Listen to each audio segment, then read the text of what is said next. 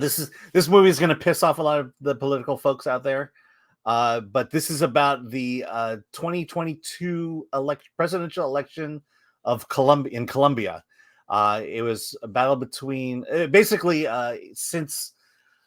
Okay, so Gustavo Petro was running for president under the Socialist Party in Colombia, and what makes that so important is the fact that since the 70s, Colombia has been run by the Conservative Party, and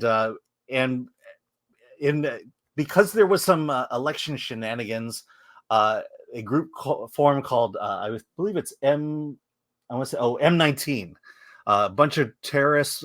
They were terrorists. They were guerrillas, and Petro was a part of that. They were trying to fight against the election corruption at that time, and he was involved in that. A lot of his friends were killed in wars, in battles against the government there, and the kind of the history of Colombia with the cartels running a lot of things, and there came a point where the last conservative president, or I should say, not that one, but in kind of the early 10s, there was a concerted effort to basically demobilize M19 and kind of give them some amnesty and allow them to run for office.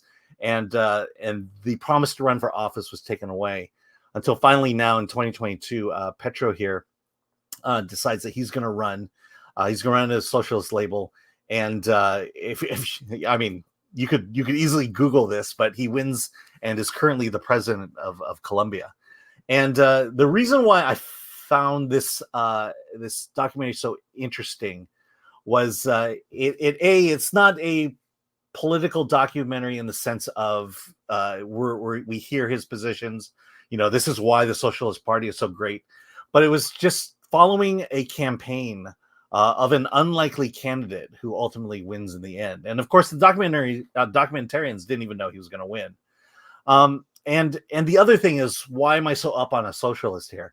Well, I see politics as this pendulum, and it swings from left to right. And anytime that pendulum swings too far to the left or too far to the right, you have a problem. And the idea of politics was that you need that opposing party to bring everyone back to the center.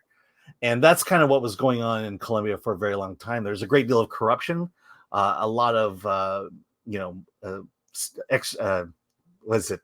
not extortion, but, where you're stealing tax dollars for your own personal purposes, where you are actively murdering your political candidates. That's the state of which the Conservative Party was at in Colombia at that time. And Petro here, being the socialist and leftist, he is the one who ran on a platform to bring balance back to Colombia. And again, he ultimately wins, and it ends there. But you know that if you follow Colombian politics, he's very powerless because they got the presidency, but they still have a conservative Congress and a conservative Supreme Court that he has to battle.